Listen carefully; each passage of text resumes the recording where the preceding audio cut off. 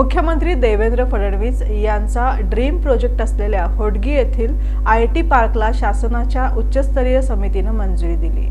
IT park उभारणीसाठी मुख्यमंत्री देवेंद्र फडणवीस यांनी जागा शोधण्याच्या सूचना जिल्हाधिकारी कुमार आशीर्वाद यांना दिल्या होत्या।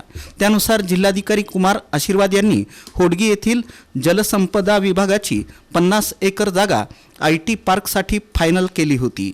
होडगी येथील जागेचा प्रस्ताव शासनाच्या उच्चस्तरीय समितीकडे मंजुरीसाठी पाठवण्यात आला होता।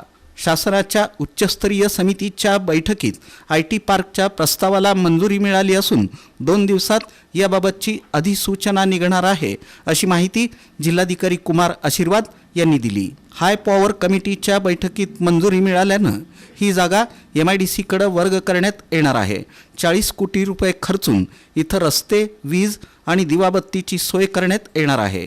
IT कंपन्यांना 2388 रुपये प्रति चौरस मीटर इतक्या दराने इथं जागा उपलब्ध होणार असून पुण्यातील हिंजवडीच्या तुलनेत निम्म्या दराने जागा IT कंपन्यांना उपलब्ध होणार आहे।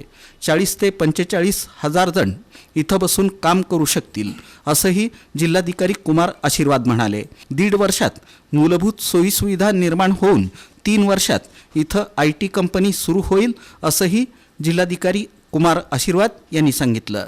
दरम्यान MIDCनं जलसंपदा विभागाला रेडी रेकनर ऐवजी विनामूल्य ही जागा हस्तांतरित करण्याची विनंती केली असून असं झाल्यास IT कंपन्यांना आणखी स्वस्तात इथं जागा उपलब्ध होणार आहे, असंही जिल्हाधिकारी कुमार आशीर्वाद म्हणाले।